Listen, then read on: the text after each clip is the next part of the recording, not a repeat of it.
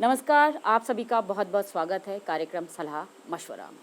हर बार हम अपने इस कार्यक्रम के ज़रिए आपको ऐसी शख्सियत से मिलवाते हैं जिनसे हम उनके व्यक्तिगत जीवन के बारे में भी जानते हैं और उनके प्रोफेशन से जुड़ी भी कई बातें जानते हैं और साथ ही उनके अनुभव के आधार पर करते हैं सलाह मशवरा।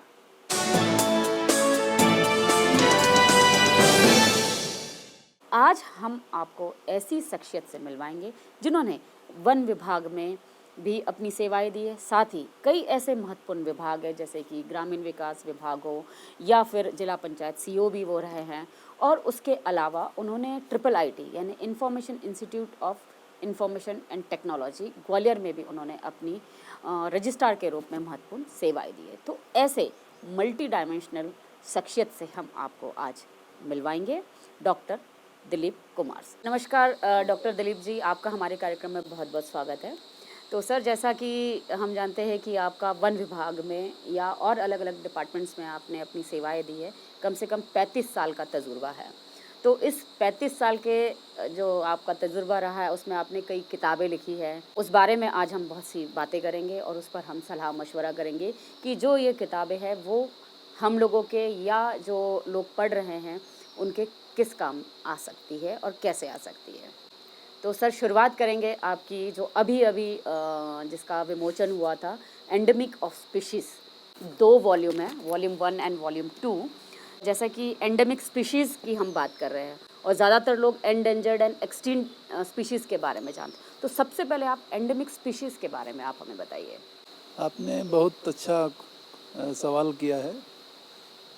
कई बार लोगों को एंडेमिक स्पीशीज और इंडेंजर्ड स्पीशीज में अंतर नहीं मालूम रहता है। जी ये मेरी पदस्थी के दौरान, मेरे जगह जगह ऑब्जर्वेशन के दौरान पता चला, एंडेमिक स्पीशीज वो प्रजातियां होती हैं जो किसी विशेष भौगोलिक क्षेत्र में पाई जाती हैं। जी उनकी जो एक वातावरण की, उनकी जो वहाँ की रिक्वायरमेंट होती है, उसके हिसाब से वहाँ पे वो रहती हैं।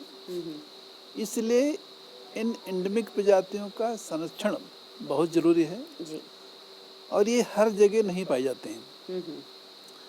यहाँ तक भी कहा जाता है कि अगर एंडेमिक प्रजाति कोई अगर एक विलुप्त होती है या विलुप्त होने के कगार पर हो जाती, तो उस जियो लोकेशन में या विशेष भौगोलिक लोकेशन में पाई जाने वाली अन्य जो प्रजातियां हैं वो भी प्रभावित होती हैं या उनके भी विलुप्त होने के कगार पे पहुंच जाते हैं। जी अगर अपने देश में देख लीजिए या अपने प्रदेश में देख लीजिए, बहुत सारी प्रजातियां हैं जो जिनको हमने एक संकलित करने का प्रयास किया है।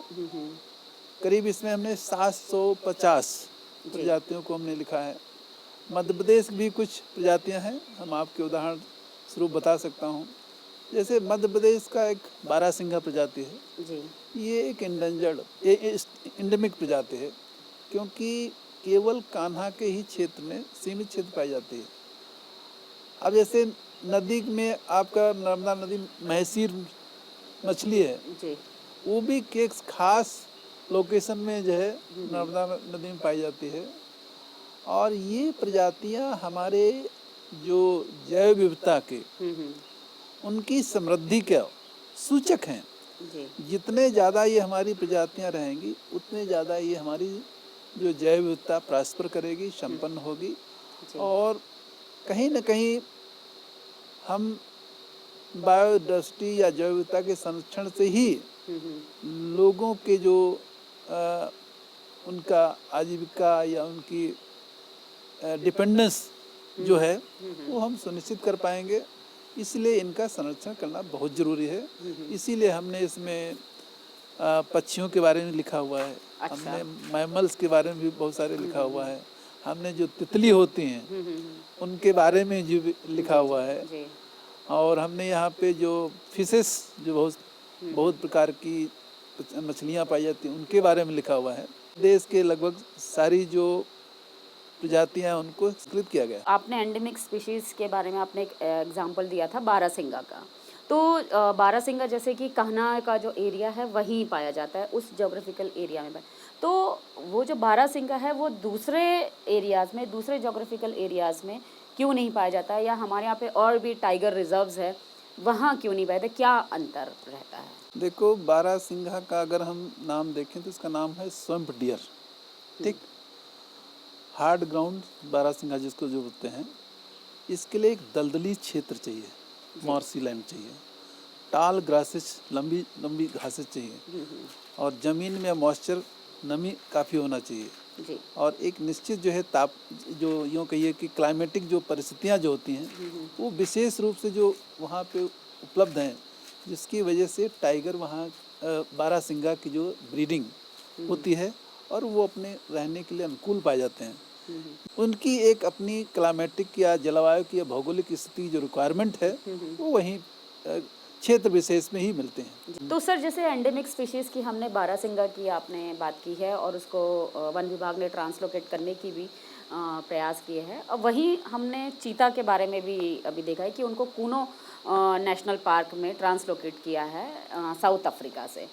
तो सर वो भी उनका जोग्राफिकल एरिया चेंज हो गया बिल्कुल। तो ऐसा कूनो नेशनल पार्क में ऐसा क्या एरिया उनको दिया गया है, कैसा उनके लिए सुटेबल कहना चाहिए एक एरिया मिला है कि वो वहाँ पर सरवाइव कर सकते हैं? इसमें मैं सबसे पहले ये आपको सबको बताना चाहूँगा, हिस्टोरिकली अगर ऐतिहासिक रूप से देखा जाए तो इंडिया में, अपने देश में चीतों की संख्या बहुतायत हुआ करती थी। इनकी अगर चीतों की प्रजातियां देखा जाए तो नामीबियन चीता है, अफ्रीकन चीता है, या ईरानियन चीता है, जी बहुत सारी अलग अलग प्रजातियां हैं, जी उनमें थोड़ा थोड़ा अंतर है।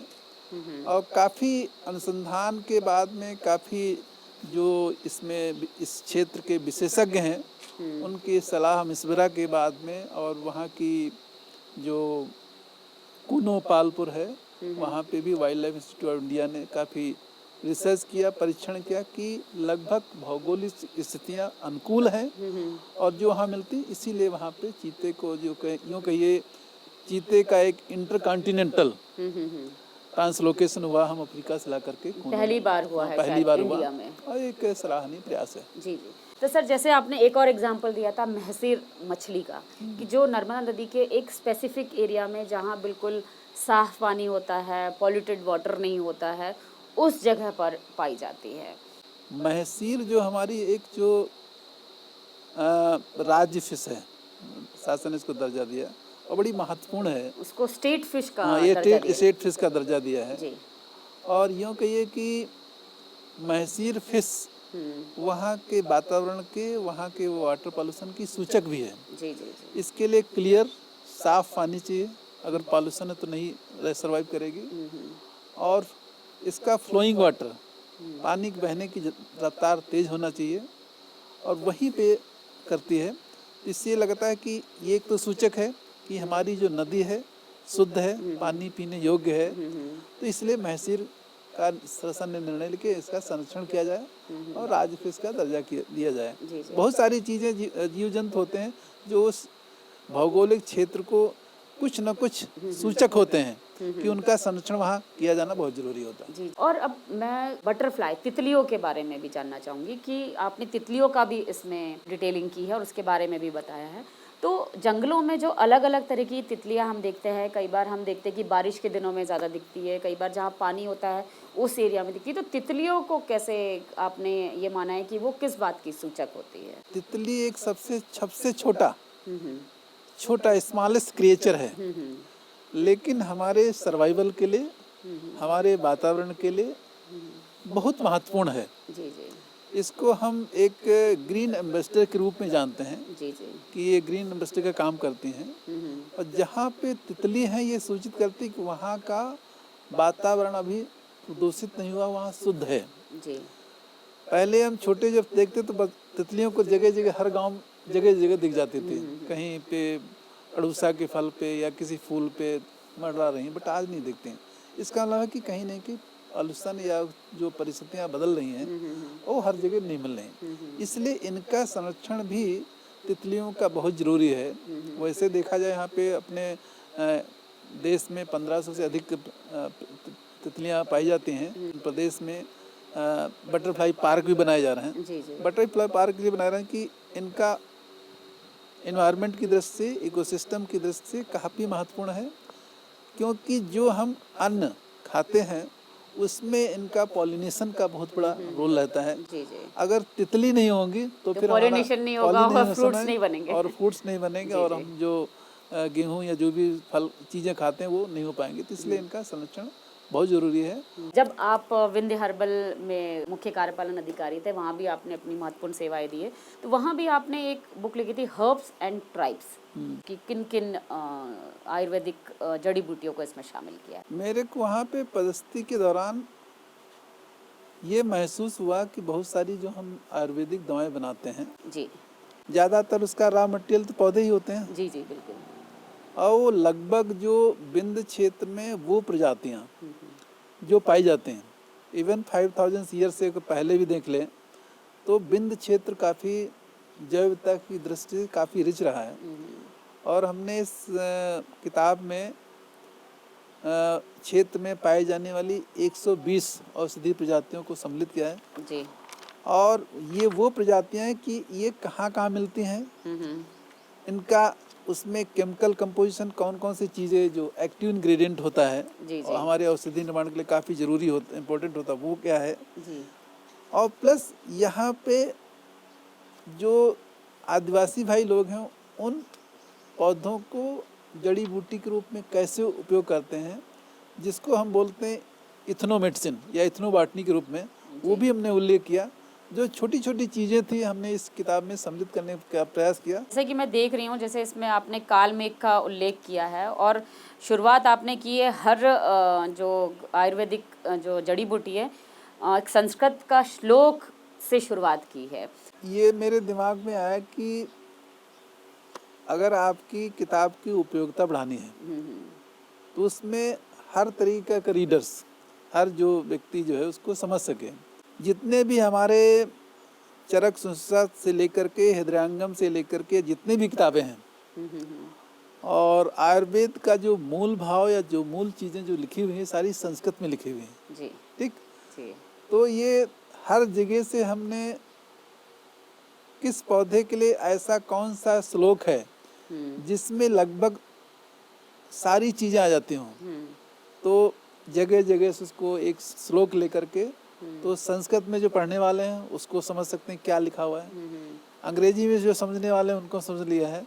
तो इसलिए ये भी एक बहुत अच्छा प्रयास किया कि हर 120 प्रजातियों के लिए हमने संस्कृत के श्लोक से ही शुरुआत किया है। तो सर यहाँ हम एक छोटा सा ब्रेक लेते हैं और ब्रेक के बाद आपकी और दूसरी किताबों पर भी हम सलाह मशवरा करेंगे, तो एक छोटा सा ब्रेक लेते हैं। Thank you.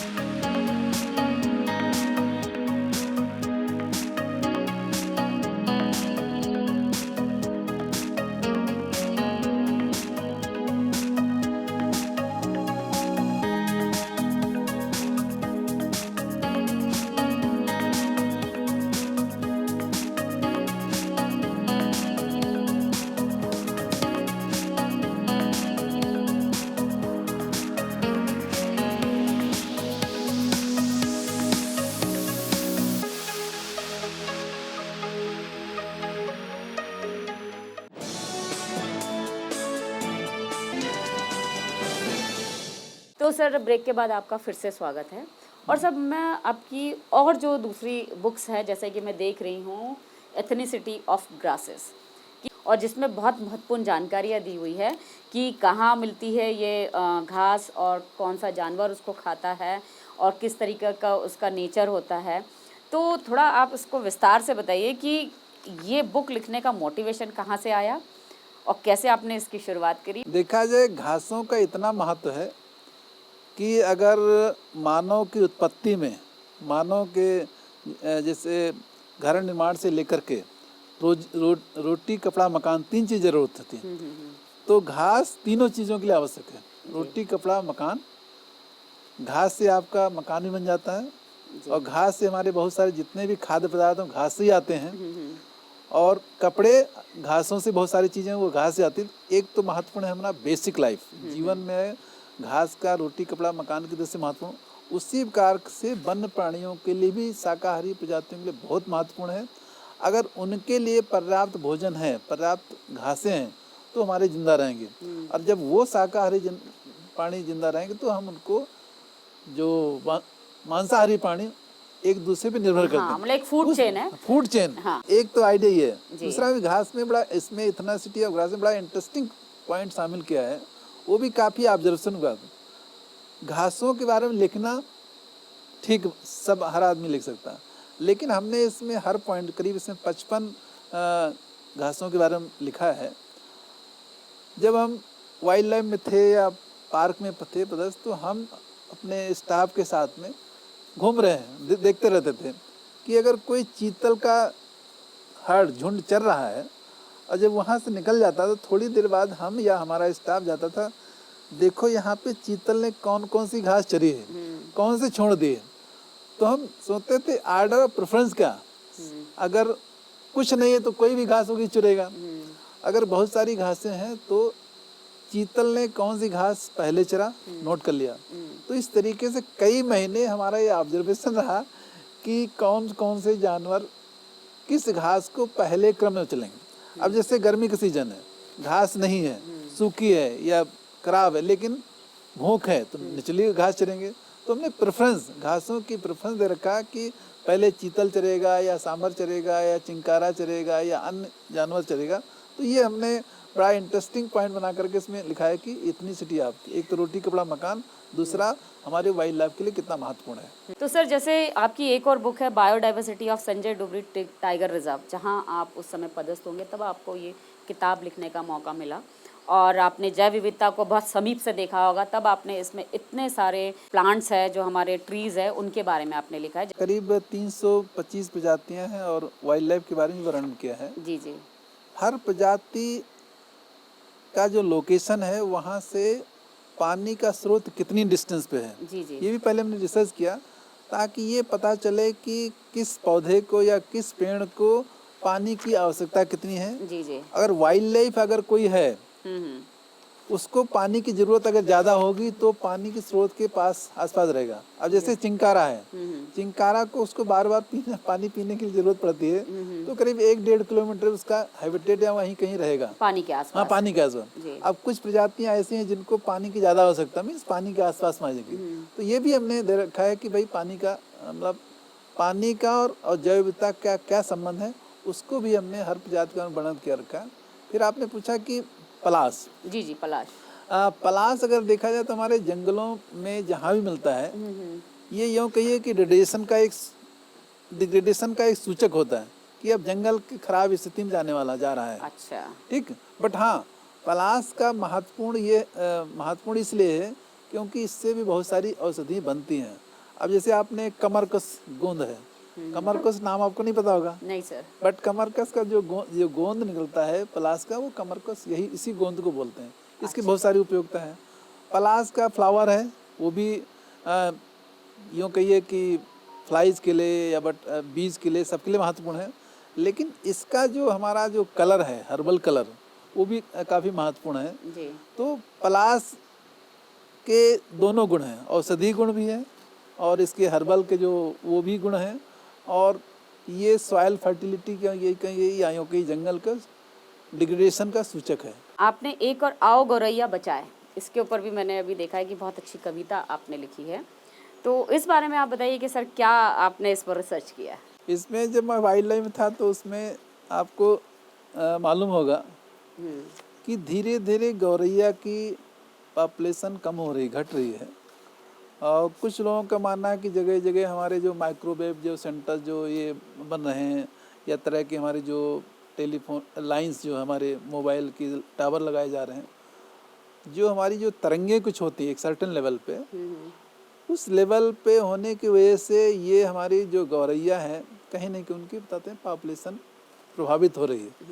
उसका भी कोई साइंटिफिक एविडेंस वैज्ञानिक प्रमाण तो नहीं है, लेकिन ये तो सही है कि पॉपुलेशन कम हो रही है। फिर हमारे इकोसिस्टम की दृष्टि से भी काफ़ी महत्वपूर्ण है। जैसे गौरैया की बहुत सारी प्रजातियां पाई जाती हैं, और जो इंडियन स्पैरो पाई है, तो उसका हमने एक सर्वे करवाया। तो पता चला कि सर्वे के हिसाब से कि पार्क में हमारा करीब 22,000 या 23,000 गौरैयों की संख्या पाई गई। लोगों को बताने की दृष्टि से कि भाई हमारे पर्यावरण की दृष्टि से, हमारे इकोसिस्टम की दृष्टि से इन गौरैयों का भी बहुत महत्वपूर्ण है। बहुत सारे छोटे छोटे कीड़े होते हैं जो हो सकता है आपको हेल्थ के नुकसान करें, लेकिन वो खाती हैं। उनका मुख्य भोजन क्या है? कीड़े मकोड़े छोटे छोटे। घरों में जो है कई बार वो कीड़े मकोड़े खाते हैं। तो एक इकोसिस्टम है, और इकोसिस्टम के को इंटैक्ट रखने की दृष्टि से हमारी गौरैया एक हमारी भारतीय संस्कृति की या हमारे लोगों की शहरों में अध्यात्म की पहचान है। तो इसलिए संरक्षण किया जाए, हमने उसका उस टाइम सर्वे कराया था। सर अब आपकी हमने 3-4 और किताबों के बारे में बात की है, तो क्या कोई और भी आपकी नई किताब आने वाली है भविष्य में? ये तो नहीं कह सकते, बट हमारे मन में कुछ ना कुछ विचार चलता रहता है, जी और जब तक वो पूर्ण ना हो जाए तब तक उस पर कुछ बोलना ठीक नहीं रहता है। जी जी जी। वन विभाग में तो आप रहे ही है, उसके अलावा जिला पंचायत सीईओ रहे हैं, IIIT information institute of information and technology, वहाँ भी आपने एज अ रजिस्ट्रार अपनी सेवाएं दी है, और भी कई विभागों में आपने महत्वपूर्ण सेवाएं दी है।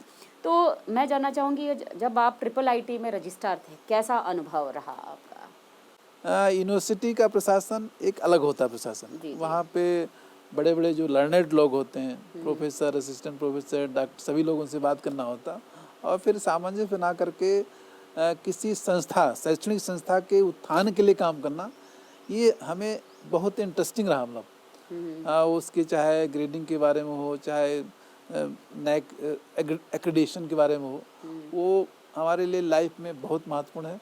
बहुत सारी चीज़ें मैंने एज ए रजिस्ट्रार वहाँ से सीखा है। जिस तरीके से मैं समझ रही हूँ कि आफ्टर रिटायरमेंट आपको आयुष विभाग कहे या फिर बड़ी जो कंपनियां हैं, डाबर है, बैद्यनाथ है, पतंजलि, क्योंकि विंध्य हर्बल में भी आपका एक अच्छा अनुभव रहा है, और IIIT में आपका अनुभव रहा है एज अ रजिस्ट्रार, तो कोई जो इंस्टीट्यूट है, कोई भी यूनिवर्सिटी है, वो आपको हायर कर लेगी। तो क्या आपका सोचना है कि किस फील्ड में आप जाना चाहेंगे? देखो, मेरा मानना शुरू से ही मानना रहता है कि जीवन में अपने को हमेशा किसी न किसी कार्य में व्यस्त रखें। जी यही जीवन जीने की कला है। जी। ठीक, तो मैं प्रार्थना करता हूँ कि अपनी सेवानिवृत्ति के बाद में अगर ऐसा कोई मेरे को अपॉर्चुनिटी, मौका मिलता है, तो निश्चित रूप से हम चाहेंगे कि हम किसी न किसी संस्था में या कोई विभाग में अपनी सेवाएं दे सकेंगे। तो सर हम यहाँ देते हैं अपने इस प्रोग्राम को विराम, और नमस्कार। नमस्कार। चहचहाती गौरैया, मानव से सौहार्द बनाती गौरैया, एक साथ रहना सिखाती गौरैया। तो हम सभी को गौरैया का संरक्षण करना है। इसी उद्देश्य के साथ आज हम अपने इस कार्यक्रम को विराम देते हैं। तो अगले हफ्ते हम फिर हाजिर होंगे किसी और नई शख्सियत के साथ। तब तक मुझे और मेरी पूरी टीम को दीजिए इजाज़त। नमस्कार।